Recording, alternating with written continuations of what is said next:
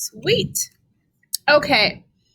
So today is a work day on your summative. So I have a bell ringer you need to do. I have an exit ticket you need to do to be marked present today because I'm not going to be talking to you except for maybe this first 5 minutes, making sure you understand what you're supposed to be doing and all that good stuff. So yeah. So here's what I've got. Your learning target. I can create a plan to move a domestic business to the global market. Your bell ringer is you were to select a business and country for expansion to a global market for today. Record your selections in this form. So go ahead. Sorry, I've got the hiccups all of a sudden. That's going to be fun. Go ahead and complete Yep, you guys found it. So just complete the bell ringer. So I'm going to, while you guys are doing that, I'm going to scoot over to the other side of the slide. And today you're going to be working on your summative for day 1. And I'm going to flip-flop these bullet points. Did any of you have trouble picking a business? Raise your hand if you had trouble picking a business. Oh, that's a beautiful thing. That is a beautiful thing. Okay. So I have a response.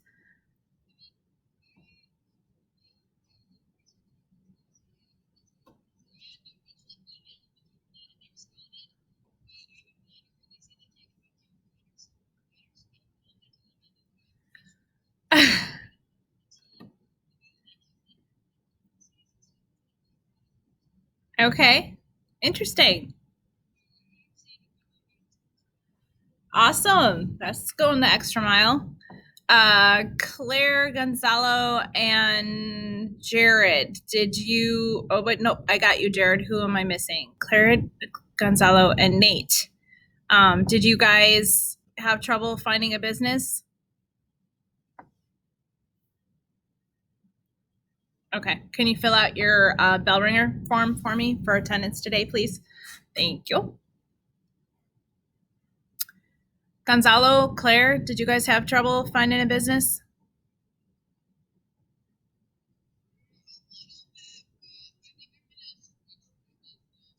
Oh.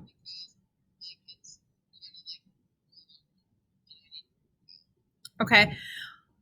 Another thing, another bit of advice I can give you, and I put in here that I can move to a breakout room to discuss this, but what I found in the discussion that probably just makes this easier is just to tell you blanket, like one of the students just had their heart set on doing Texas Roadhouse, but when they started to investigate, they saw that Texas Roadhouse actually is international. So in doing some research, we found out that they only have 10 locations or 28 locations in 10 countries. So I said, okay, so then pick a country they haven't expanded to. What would the appeal of Tex-Mex cuisine be in China, or whatever. So that was what my advice was, is like, if you're picking, like, you obviously can't do a Walmart, you can't do a McDonald's or a Starbucks because they are everywhere, right? But you could do a company like, Applebee's or blah, blah, blah, I just said it, Texas Roadhouse, and just see what countries they're not in and if you could expand into them and do the same assignment that way. Because, as long as it's not one of these great big international conglomerates like Walmart, McDonald's, Starbucks, then as long as it's not already in a country, you're not proposing to move it into a country that already exists, then I'm okay with that. Okay, just to save time. Okay, so then for the rest of the class period today, you have work time. And I put the link to the summative up here underneath in the unit materials. So the summative assignment is in that brighter red.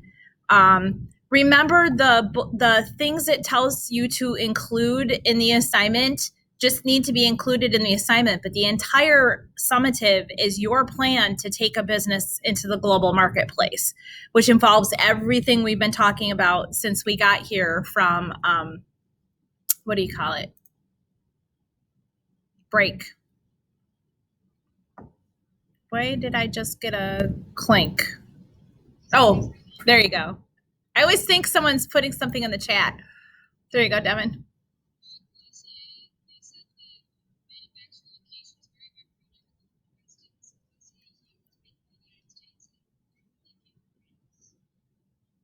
Okay. So I think in term, and that's that you bring up a good thing. Okay. So they've moved manufacturing global, but do they sell globally? Yes. So that would be, so you want to expand into a country they're not already in then. Okay. Okay. So for today's work, you need to begin to plan your project. Okay. By the end of the class, you should have the answers to these following questions. So why did you select the country you did to go global? Okay. Question number 2, what about their brand or product or brand makes you think they can be successful in another country? Meaning, and I just realized this is the first time today that I realize these sentences don't completely make sense, but we're talking about the business that you selected. Why did you select the country to go global, to break into the global marketplace? And the next question is, of their products or brand, what makes you think that they could be successful in another country? Okay. The third question, and I should flip flop these, but is there anything you would have to change to accommodate cultural differences for your company? And is the target market going to stay the same, or will it shift because of cultural differences? So I used the example of when McDonald's went global. McDonald's has always been a stickler for our menu is what it is, take it or leave it. Okay, at least up until like the 1970s. That's kind of how it was with McDonald's. This is our menu, like it or lump it. Okay, we're not doing, they weren't even really big on special ordering. I don't think they started special ordering until Burger King started, the burger wars between McDonald's and Burger King. That's what I'm trying to come up with. And Burger King's big thing was have it your way at Burger King. That was their slogan. Have it your way, because you could special order a burger. And their song was hold the pickles, hold the lettuce, other people won't forget us. And I'm not going to sing it because I'm not in the mood today. But anyway, that was kind of their whole thing, was that they would special order. You could special make a Burger King Whopper to your tasting. So if you don't like onions, you don't get them. Where McDonald's was like, here's our burger. And we really don't, unless you really pitched a fit, most people just ordered the burgers the way they came. So if you wanted a cheeseburger without onion on it, that's not how they came. And special ordering took longer because, of course, McDonald's whole thing was fast food. Place your order, have the stuff in front of you, and walk away from the counter. So when you were wanting to special order something, it slowed down their process, and they weren't totally equipped to do that at first. Okay, so up until like the 1970s, McDonald's was a stickler on here's our menu. But when they started going global, when they broke into the Asian market, what was the big sell for burgers and fries, aside from the fact that it was the taste of America type thing? They worried. So McDonald's was convinced to specialize their menu in that market. And if I'm not mistaken, they offered egg rolls. They offered, I'm trying to think of some other things that could go in the deep fryer. And then they did a teriyaki burger. And it was like the late 80s or early 90s. They actually did like a feature burger of the month as part of a campaign at McDonald's. And they did the teriyaki burger from the Asian market. And it was really good. I had one. It was really, really good. But that was like the only time they were offered in the States, but they're offered on the menu all the time in the Asian market. So that's what I'm saying is if you are looking at if we're talking about Culver's, okay, we're going to take the Culver's business model and their products, and we're going to expand and go global with that. And we want to break into the Asian market with a Culver's. Are we going to have to change our menu up a little bit? And how does it fit into our existing menu to attract customers from that country to come to our restaurant? Because it's one thing to be like, ooh, the come get the taste of the Midwest at Culver's, but do the Japanese really care about the butter burger? Probably not. So there's got to be something familiar on the menu so that when they're there looking at all this American food, they can say, that looks really interesting, but oh, at least they have this. So I would say, what are some food items that would be pretty easy for Culver's to move into their menu if we're talking about an Asian market?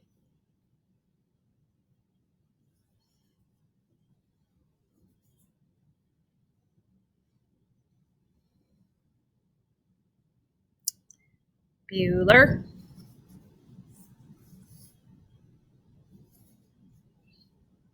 My question was, if we take Culver's, if we're taking Culver's International, we're trying to break into the Asian market, what are some menu items we could add in that would be consistent with Asian cuisine? Definitely egg rolls. I agree with that.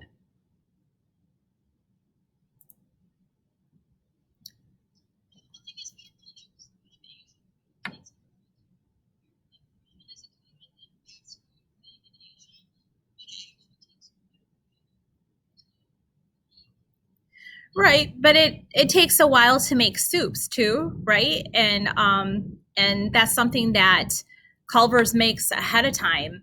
They have their soup schedule out because they're making it in advance and just warming it up on the days they serve it, right? So you could do a wonton soup or an egg, what do they call it? Egg drop soup or something? Isn't that what they call it? You could do those two types of soups and kind of put those into the menu pretty easily. I think it would be pretty easy to do a ramen type noodle dish with maybe deep like take their chicken tenders and turn it into some kind of ramen noodle dish with vegetables and chicken and a soy sauce type of some kind of Asian sauce, whatever. So there'd be a couple things that would be very easy to move into their menu, I think, with Culver's model, because they're not but they're not exclusively burgers anyways, right? They have their roast beef meals, so what's to stop them from having a fried rice and I don't know, and they already have shrimp on their menu, so it'd be pretty easy to fix their menu. So that's just my point. Sushi. Sushi would be interesting. Yeah, sushi would be pretty interesting, Jared. Well, in Asian countries, it probably would. It would be better than what we get here, I would think. What's that?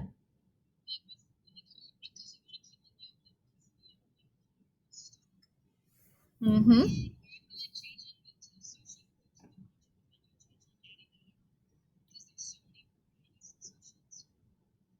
Yeah, it's hard to say.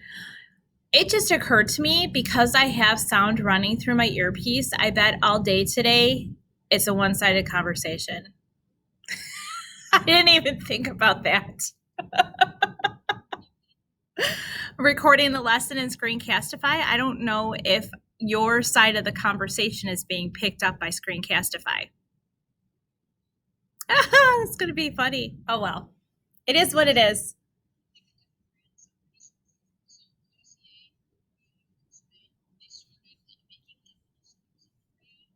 Okay.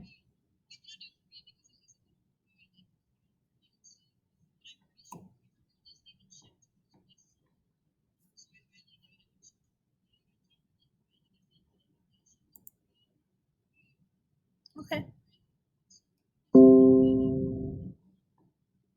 Okay. So you need to be able to answer those 4 questions by the end of class. And there's an exit ticket that is those 4 questions. So that's what you should be working on from now until the end of the class period. I have my headpiece in. I'm going to be wandering around the classroom taking care of some business. I'll have my mouse with me too because I'm going to go ahead and mute the sound so that if I'm like opening packages and stuff like that, I'm basically staging everything for the Santa shoebox wrapping. So it's pretty cool. I've, Your homework is to make an outline of your project. So you need to plan your project between now and Wednesday.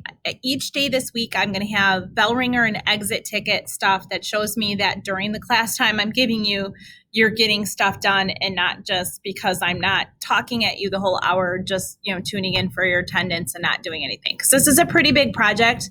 And I don't want to ruin your holidays by having you procrastinate, put the whole thing off until the Sunday night before we come back to school. So I want bits and pieces of it to shape it before you take off for break, to know that you're on the right track with the project.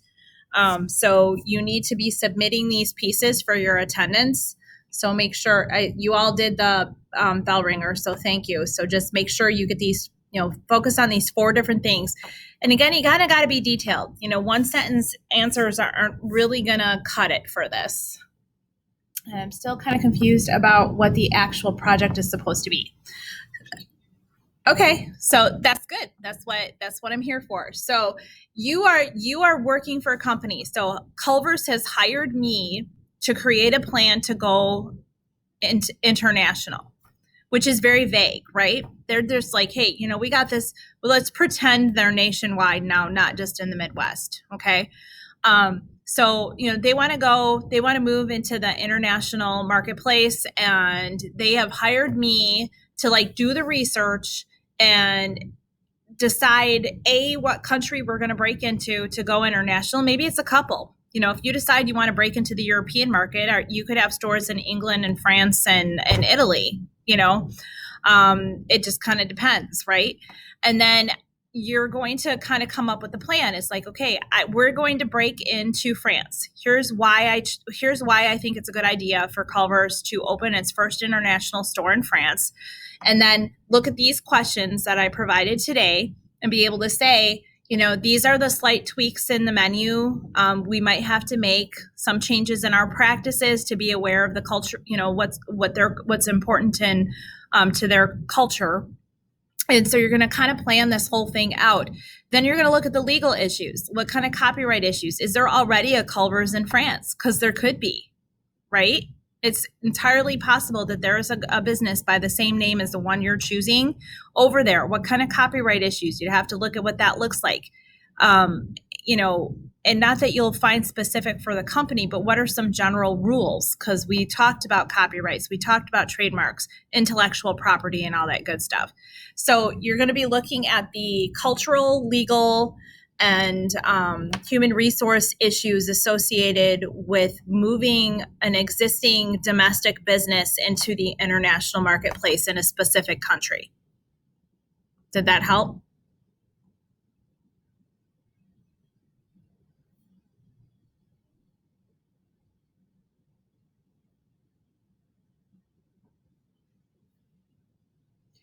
So you can do either. You could either write this in a paper. So Jared's question is, are we supposed to make a Google slide presentation or an essay? You can do this whatever way you're more comfortable with, but if you choose to do a slide, these shouldn't be, I'm not expecting to see 2 really vague bullet points on a slide. Like, you need to explain, you're making the pitch to the CEO of the company, board of directors, whatever the case might be. Here's my plan for breaking into the global market, what it looks like. So if you're doing a slideshow, you're going to have some facts and figures and stuff, and it needs to be detailed. That doesn't mean I want to see paragraphs in Google Slides, because that's not the purpose of a slideshow.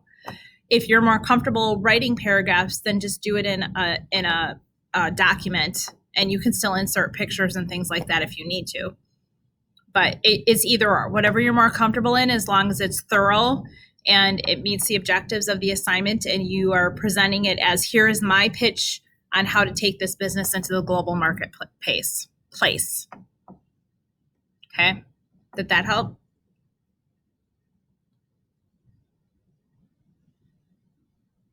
Okay, how about you, Devin? Did that help you?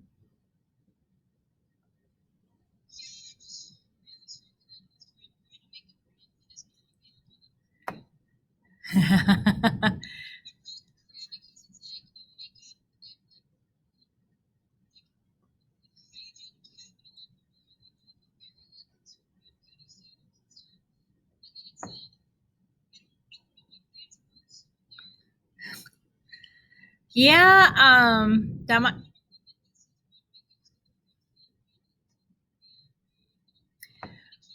so Devin, I'm going to be painfully honest with you and tell you that, like, to the extent I will be researching how accurate you are about breaking into the global market, it's just if, I mean, I know a lot, but there's a lot I don't know also. And so if everything else is like spot on, but you accidentally choose to break into a country that already has this product, I'm not going to it's not going to cost you your proficient score, right?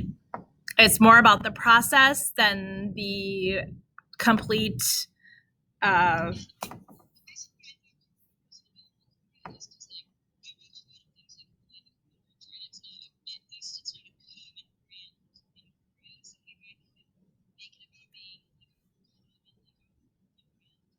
I would allow that just so you can move on from the search phase. Okay, you're making it hard on yourself, and I'll alleviate some pressure. So you can go ahead and go forward with that.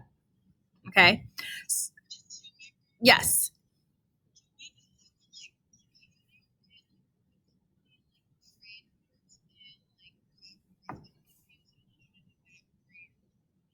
Okay. Let me pull up the PowerPoint from the unit first. That's always like a good first step, is to go into the PowerPoint from the unit and see what it talked about with those as to what's important. The big thing is just like, it might be as simple as just acknowledging whether a company of that name already exists. And so it might be a matter of just saying, we would have to potentially make a deal with the existing company to be able to use the same name. I imagine there are companies all over the world that pay businesses money to be able to use the same name. It might be something as simple as that. I'm just looking for it. Trade. Here we go. Imports. I think it's in this section. Come back to me. It's in the legal part of it. Now, you need to be talking about import export stuff if it affects it at all. Just kind of go use the presentation is a very good, this global linkage section of the presentation in particular is going to be super helpful for this. Okay, so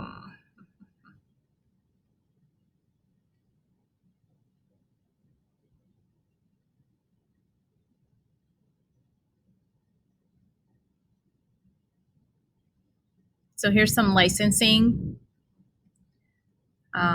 They're talking about it in terms of licensing in exchange for some form of compensation. I don't know. It's got examples here.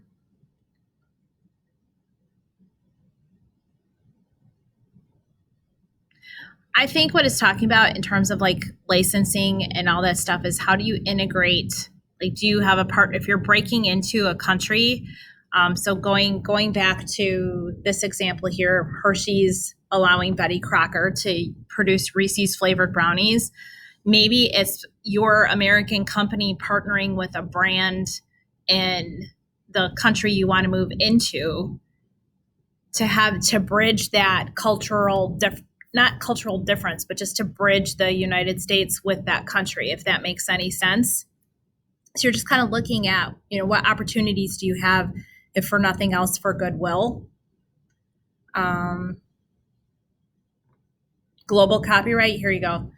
International law protects the rights of creators of copyrighted works. So it's just talking about, here's the details: moral rights, economic rights.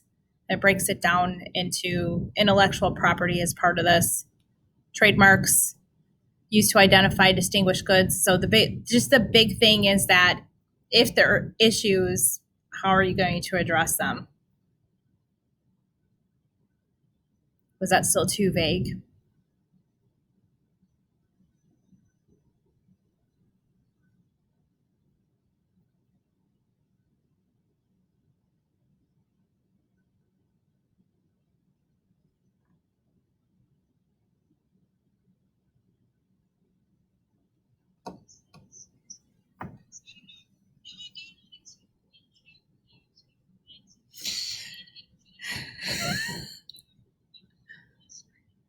Okay, you be careful doing stuff like that.